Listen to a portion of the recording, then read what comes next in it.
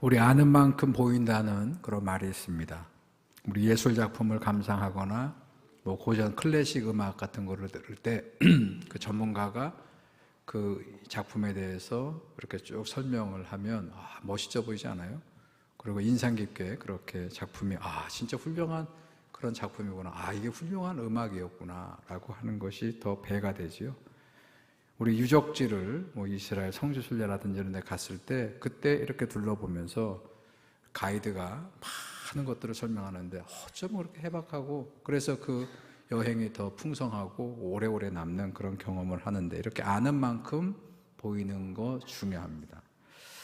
근데 예술 작품을 감상하거나 뭐 유적지를 둘러볼 때만 이 말이 해당되는 게 아니라 우리 교회에서 성도들이 신앙생활할 때도, 신앙생활할 때도 아는 만큼 신앙생활을 잘할 수 있어요. 특별히 하나님을 알아야 되는데, 하나님을 바르게 잘 알아야 예배를 드리는데 바르게 하나님께 예배할 수 있습니다. 우리 기도해서 기도의 은혜로 하나님의 능력을 따라 살아야 되는데, 우리가 하나님을 바로 알 때 바르게 하나님께 기도해서 능력이 나타날 수 있어요. 교회 공동체를 이루기 때문에 교회 공동체는 어떤 것이며 성도의 교제는 어떻게 해야 되는가를 하나님을 바르게 알 때 제대로 할 수 있습니다. 우리 학생들이, 어떤 학생이 이제 모범생까지 아니에요. 아주 정상적인 학생이냐면 아침에 등교합니다. 제 시간에 등교를 해서 그날 있는 하루의 수업을 빠뜨리지 않고 들으면, 그러면 제대로 된 학생이에요.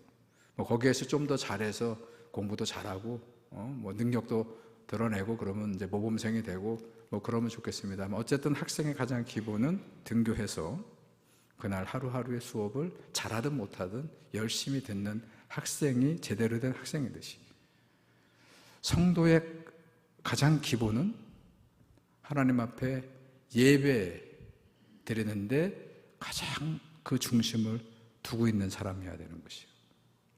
왜냐하면 예배를 통해서 우리는 하나님을 만나야 됩니다.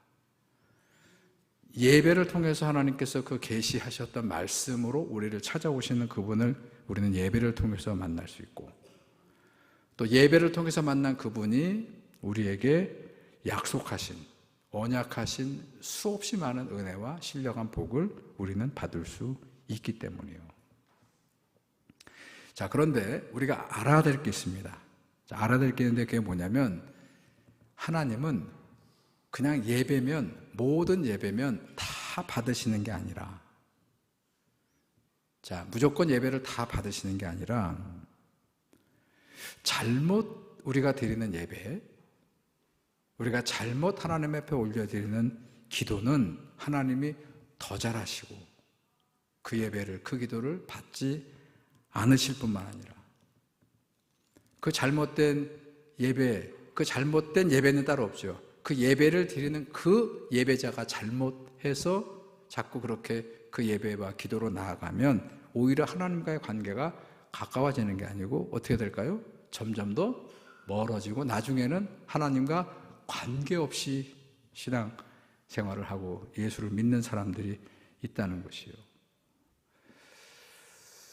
어떤 사업가가 열심히 사업을 하다가 부도가 났어요.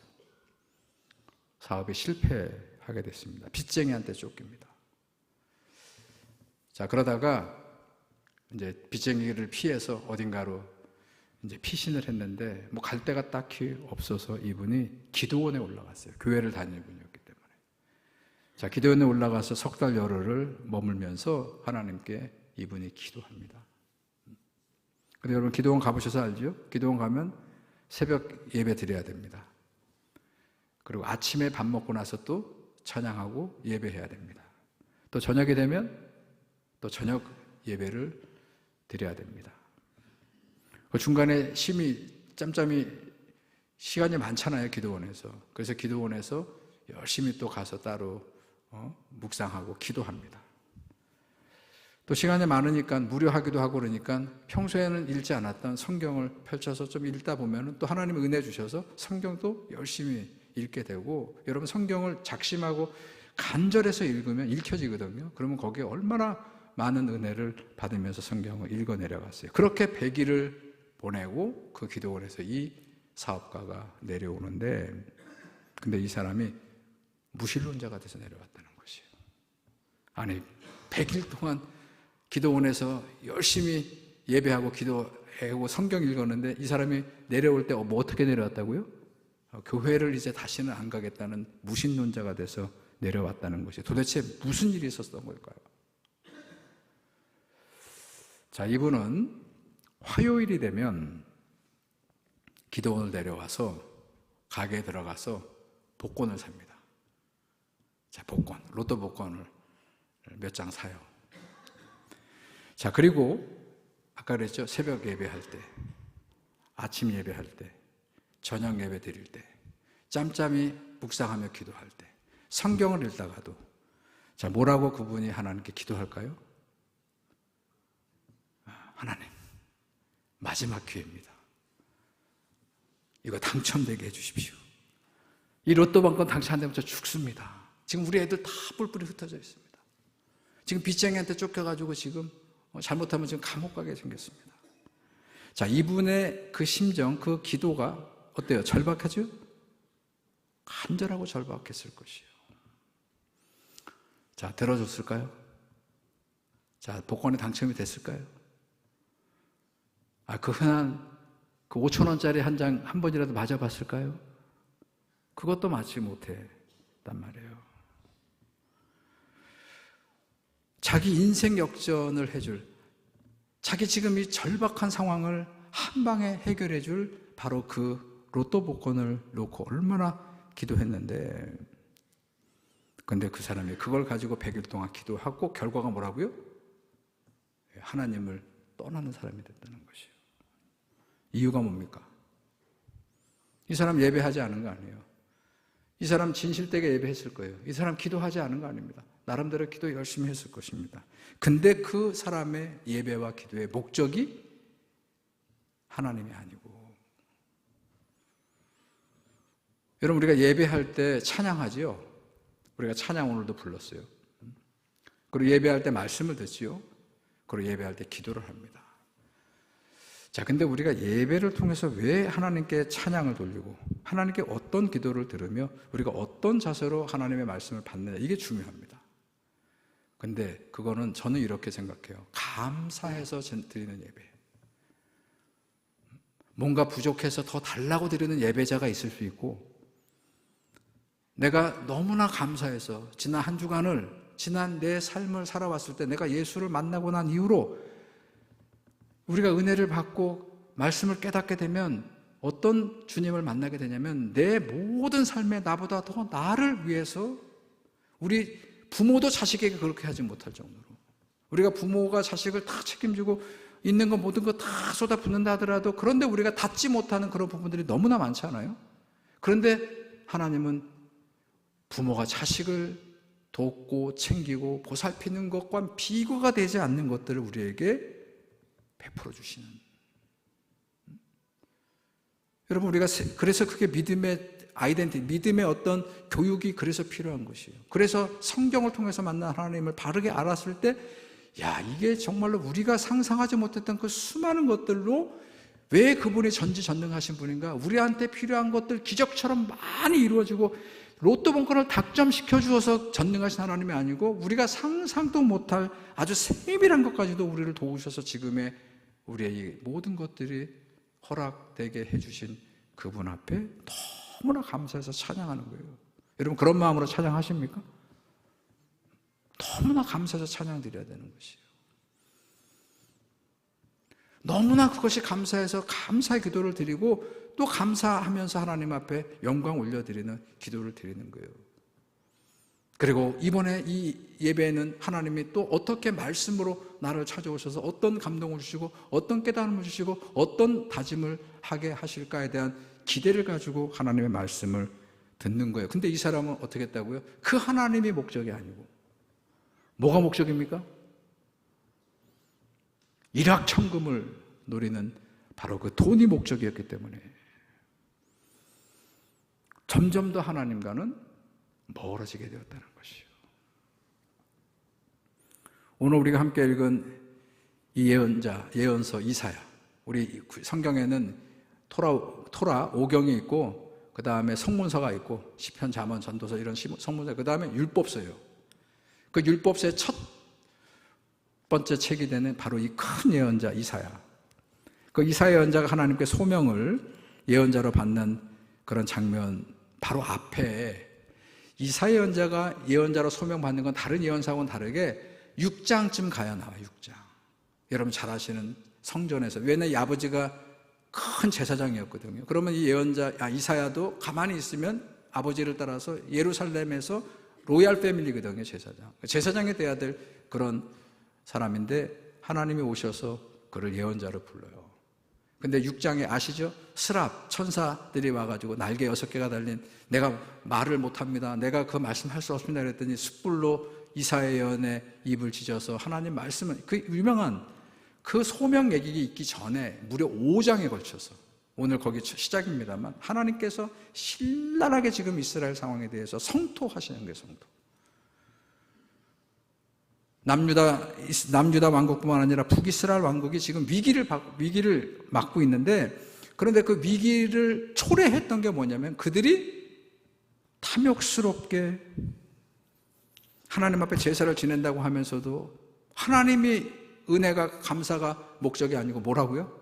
온갖 자기들의 생각으로 가득 차 있는, 그래서 아수르로 가야 된다, 애굽으로 가야 된다, 하나님을 의지한다고 말을 하면서도 결국 그들이 추구하는 것은 아수르파, 북쪽에 있는 아수르 제국한테 이래야 우리가 살아남는다, 아니면 저 애굽으로 가야 된다, 아니 우리 이스라엘과 남유다가 서로 연합해야 된다, 이러면서 온갖 자기들의 생각으로 가득 차서 그렇게 하는 모습으로 타락해 있었다는 게 가장 큰 문제였다는 것이죠. 근데 그 타락을 부추기는 것 중에 뭐가 있었냐면 제사가 있었다는 거예요. 제사.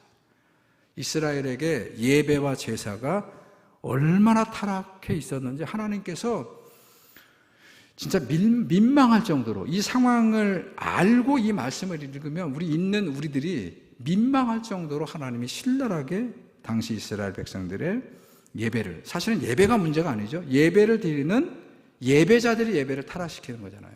제사장들이 예배를 타락시키고 이 백성들이 이 제사를 타락시키는 것에 대해서 얼마나 신랄하게 성토를 하신 본문을 우리가 읽은 거예요. 자, 이런 배경이라고 제가 말씀드리고 오늘 본문을 다시 한번 보겠습니다. 자, 11절부터 다시 몇 절을 제가 다시 읽어드릴게요. 여호와께서 말씀하시되 너희의 무수한 재물이 내게 무엇이 유익하뇨? 나는 순양의 번제와 살찐 짐승의 기름에 배불렀고, 제사는 이미 많이 받았다는 것이에요. 나는 수송아지나 어린 양이나 순염소의 피를 기뻐하지 아니하노라. 너희가 내 앞에 보이러 오니 이것을 누가 너희에게 요구하였느냐? 내 마당만 밟을 뿐이라. 파란색만 읽을게요. 헛된 재물 가져오지 말아야 그래요. 넘겨보세요. 마지막 어떻게 끝납니까? 내가 견디지 못하겠노라. 지금 이스라엘 백성들이 보이는 이 행태와 이 예배를 하나님이 얼마나 힘겨워했냐면, 뭐라고 오죽하셨으면 뭐라고요? 내가 견디지 못하겠노라. 그렇게 말씀하는 게 너희 지금 말씀하고 계시다는 것이요. 여러분, 이사야 예언사를 시작으로 해가지고 결국 유다가 망하거든요. 북이스라엘도 멸망하거든요. 그 북이스라엘과 남유다 왕국이 멸망할 때까지 하나님은 계속해서 예언자를 보내시는데, 그 하나님 말씀으로 온 예언자들의 공통된 이스라엘 백성들의 남유다든 북이스라엘든 그들이 하는 하나님의 마음은 뭐냐면 그들이 드리는 제사를 하나님이 역겨워하셨다는 것이에요. 우리 마지막 예언자가, 시작이 이사야였다면 마지막 예언자가 말라기예요. 말라기. 이 말라기 예언자가, 자, 그 예언을 한번 보겠습니다. 말라기 예언자 1장 6절부터 9절을 보게 되면, 자, 이렇게 하나님의 말라기에게 당신의 마음을 전하라고 담아주는 말씀이요. 내 이름을 멸시하는 제사장들아, 나 만군의 여호와가 말하노라. 너희가 더러운 떡을 나의 제단에 드리고 소재를 드린 것 같아요. 소재. 밀가루를 빻아서 그렇게 드렸는데 그것이 더러운 떡이라는 거예요. 말하기를 뭐라고 그러냐? 우리가 어떻게 주를 더럽게 하였나이까 하는도다. 너희가 내 길을 지키지 아니하였으므로. 이건 가르침입니다. 주님께서 율법을 통해서 이스라엘이 우리 신명기 말씀을 보게 되면 어떻게 하면 복을 받고 어떻게 하면 들어가도 나가도 큰 복을 받을까, 어떻게 잘못하면 너희가 저주를 받을까 했던 그 말씀, 그 신명기의 길을 너희가 지키지 아니하였으므로 나도 너희로 하여금 모든 백성 앞에서 멸시와 천대를 당하게 하였느니라. 여러분, 저는 하나님께서 이렇게 불편한 심기를 가지고 이스라엘을 신랄하게 성토하는, 특별히 거기에 제사가 있었고 그 제사를 드리는 제사장들과 모든 이스라엘 백성들에 대해서 이렇게 불편한 심기를 노골적으로 말씀하시는 그걸 보면서 역설적으로 하나님이 얼마나 이스라엘의 제대로 된 예배를 원하셨는가. 이게 패러독스가 있어요. 이게 역설법이 있는 것 같아요. 역설법. 얼마나 예배가, 아니 우리 시작할 때 이스라엘 백성들을 애굽에서 구하고 나오게 한 다음에 가장 먼저 그 지도자 모세를 불러서 호렙산에서 주셨던 게 뭡니까? 하나님과 어떻게 관계를 잘할까? 그러면 내가 어떻게 너희를 복을 줄까? 그게 십계명으로 대표되는 율법이잖아요. 그 율법의 꽃은 뭡니까? 제사예요, 제사. 하이라이트는 레위기 법전을 통한 제사고 마지막에 마무리된 신명기 말씀을 통해서 거듭, 이 신명기는 거듭 신자를 쓴다고 그랬잖아요. 신자가 아니고 하나님 신명, 명령이 아니고 거듭 신자예요. 명할 명자, 거듭해서 다시 가나안 땅을 들어가는 백성들에게 이 율법, 이 제사를 나에게 잘 드리면 내가 너에게 항상 차고 넘치는 복으로 함께하겠다. 그런데 이렇게 하나님의 마음을 심기를 불편하게 만들었다는 것이에요. 그러니까 역설적으로 이런 신랄한 말씀을 들을 때마다 어떤 마음이, 하나님은 지금도 얼마나 진정한 예배를 드리는 예배자를 원하시는지 그 마음을 우리가 읽을 수 있어야 된다는 것이에요. 여러분, 이제 우리 이야기로 돌아옵니다. 내가 드리는 예배는 어떤 예배일까? 나는 지금 어떤 예배를 드리고 있습니까? 우리가 교회 공동체, 전주중앙교회 공동체로 모이는데 여러분, 지금 우리 전주중앙교회가 드리는 예배는 하나님이 기뻐하시는 예배일까?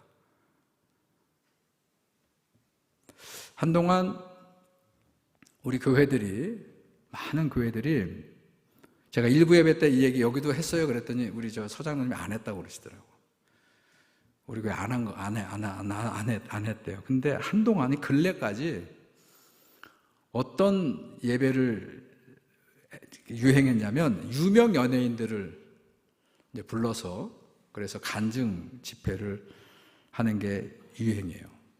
그러니까 총동원주의 뭐 이런 거 이제 선포하고 막 40일 기도하고 막 예산을 막 투자하고 이래가지고 막 훈련을 시키고 그래가지고 그 하이라이트는 그 이제 주일날, 한 주일날 아주 그냥 인류급 유명 연예인을 불러서 그 불신자들에게 막 초대장을 보내고 막 포스터를 붙이고 홍보를 하고 그래가지고 누가 온다고요?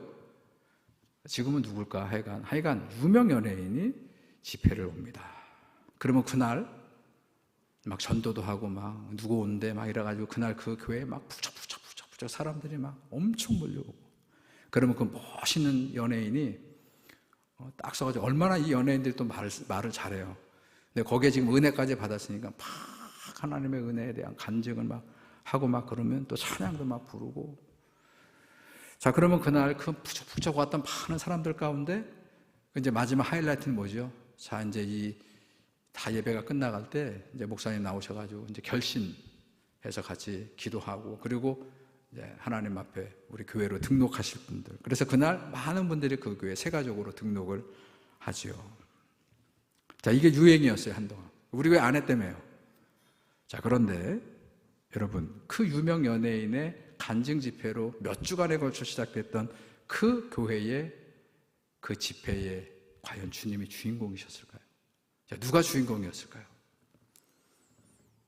자, 그 예배에 누가 주인공이에요?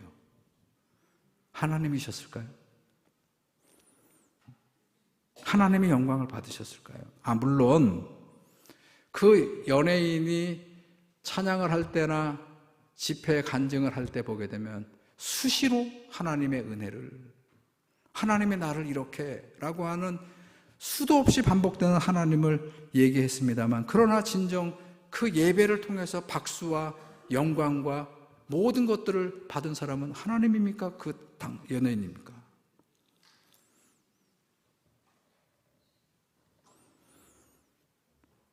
여러분, 예배가 엔터테인먼트로 하나님께 신령과 진정으로 드려지는 예배, 말씀이 중심이 되는 그런 예배, 우리가 들어야 될 말씀이 선포되는 그런 예배가 아니고 보는 예배로, 우리를 만족하게 하는 예배로, 찬양을 들어도 우리가 막 눈을 감고 감동, 우리가 하나님께 감사해서 올려드리는 게 아니고 우리 스스로가 거기에 취하게 만드는 그런 엔터테인먼트 예배로 전락했어요. 그러니까 설교자도 어떻게 해요? 어떤 설교자가 각광을 받습니까? 저같이 이렇게 딱딱한 말씀만 하는 설교자는 별로고, 능수능란하게 재담을 하고 입담이 있고 청중들을 웃겼다 울렸다 하는 그런 재치가 있는 목사들을 오히려 더 은혜로운 목사라고 그러고, 그리고 그런 교회에 더 많은 사람들이 몰려가서 크게 부흥하는 거잖아요. 그러면서 많은 교회들의 예배가 그걸 따라가는 거예요. 그래서 신령과 진정이 뭡니까? 성령의 임재와 진리가 뭡니까? 내가 곧 진료, 예수 그리스도의 선포되는 복음의 말씀이 중심이 된 예배가 아니고 어떤 예배죠? 드려지는 예배가 아닌 보는 예배.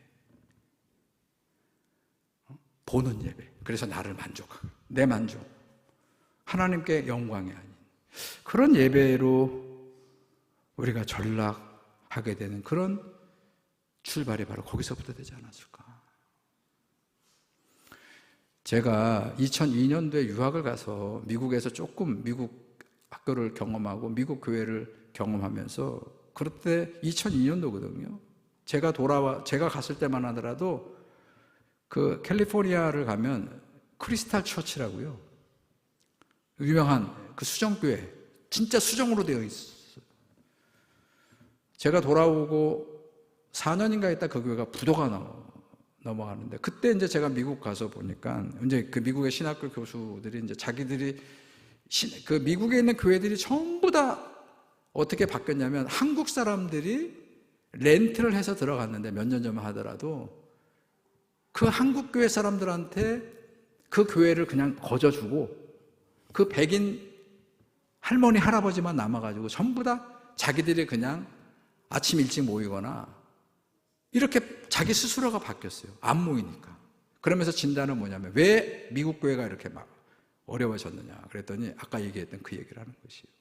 엔터테인먼트 예배로 막 경배와 찬양이 중심이 되고 앞에 쭉 서가지고 막, 그래서 거기에 있는 사람들이 부르는 사람이나 찬양을 인도하는, 자기들끼리 취해서 우리는 그거를 지금 따라가고 있지 않습니까? 근데 미국 교회에 좀 제대로 된 신학자들의 미국 교회가 왜 이렇게 지금 문을 닫기 일보 직전까지 이렇게 쇠퇴했는가에 대한 진단이 자기들 만족, 인간의 어떤 퍼포먼스와 그 계획으로 말미암아 만들어지게 된 예배를 시작하면서부터 누가 생겨났냐 그랬더니 유명 목사들이 생겨난 거예요. 유명 목사들이. 우리도 그러잖아요. 유명 목사들이 생겨났잖아요. 그래서 분당의 땡땡이 교회 그러면 주님의 교회입니까? 그 목사님 이름을 붙여서 그 목사의 교회입니까? 그렇게 변질됐다는 것이에요.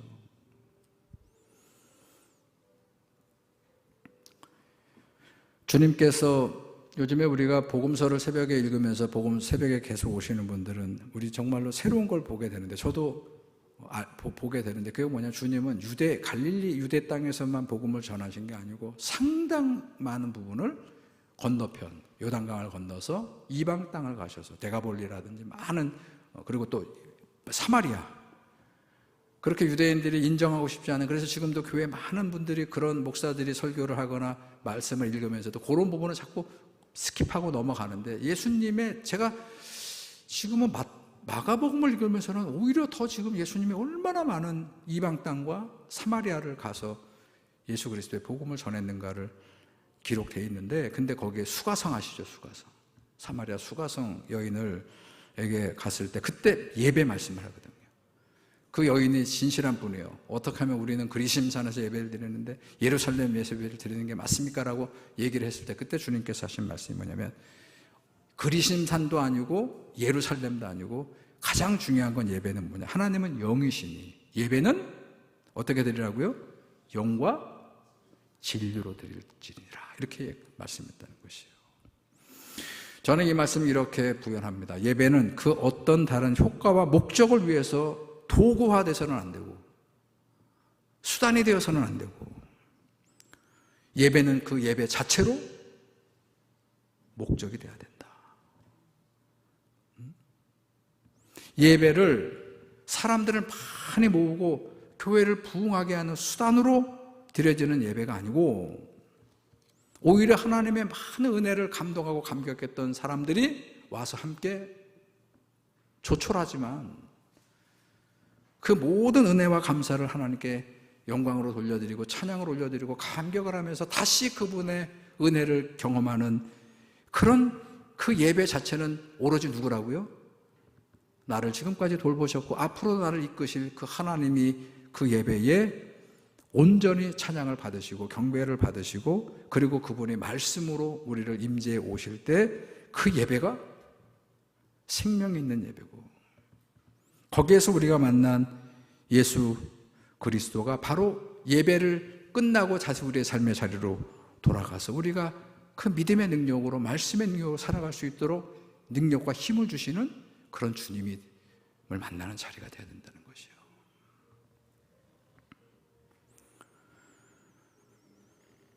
저는 그래서 교회가 대예배라는 표현 쓰는 것도 사실은 신학적으로 맞지 않다. 하나님께 예배드리는 게 대예배가 어디 있고 소예배가 어디 있어요. 두 번째, 우리가 선택하지 않았으면 좋겠어요. 대예배를 얘기하다 보니까 대예배는 나가야 되는 거고 소예배나 다른 예배나 안 나가도 되는 것이고, 자기들이 선택하는데 그런 것부터가 우리가 좀 영적으로 바꿔야 된다. 자, 우리 여러분들이 하나님이 기뻐 받으시는 예배자가 되기를 원합니다. 그런 분들이 함께 모여서 우리 전주중앙교회 드리는 예배가 오늘 우리가 함께 읽은 이사야 예언자를 통해서 신랄하게 하나님이 역겹다라고까지 말씀하시는 그런 예배가 되지 않기 위해서 뭐가 살아있어야 된다고요? 영과, 그 영은 성령이에요. 성령은 말씀의 능력이 드러나게 하는 힘이거든요. 그런 성령이, 다른 거 생각하지 마시고 그 성령이, 하나님의 말씀이 내려오는, 그래서 그 말씀이 역사하는, 그래서 예배자 모두에게 그 말씀의 권능이 나타나게 하는 영과, 또 진리는 뭡니까? 내가 곧 길이요 진리요 생명이니 예수 그리스도의 복음이에요. 그 영과 진리가 항상 이 예배를 인도해 가시고 그 예배자에게 그 영과 진리의 말씀이 충만한 그런 예배를, 그래서 그 영과 진리로 우리가 세상에서 선한 싸움에 승리하는 그런 저와 여러분들이 되시고 우리 전주중앙교회가 되기를 주님의 이름으로 축원합니다. 하나님, 오늘 예배를 선포합니다. 이사야 예언자를 이 땅에 보내실 때 남유다 왕국, 북이스라엘 왕국 모두가 신령과 진정으로 하나님을 예배하지 않고 그들이 온갖 제사 제물을 가지고 풍성하게 하나님을 제사하면서도 그들의 속마음은 다 저마다의 생각이 있고 전략이 있고 판단이 있고, 그래서 아수르를 의지해야 된다, 애굽을 따라가야 된다, 이런저런 자기들의 생각으로 가득 차 하나님 앞에 홀로만 드리는 예배를 하나님께서 신랄하게 예언자 이사야를 통해서 말씀하시고, 이 말씀을 듣는 우리들이 신령한 하나님의 예배자로 다시 거듭나기 위해서 선택하지 않게 하시고 항상 영과 진리, 성령 충만, 말씀 충만한 예배를 사모하고 예배를 만들어가는 모든 우리 예배자들, 특별히 우리 전주중앙교회가 되게 하여 주시옵소서. 예배 시정을 주님께 맡기며 예수님의 이름으로 기도드렸습니다.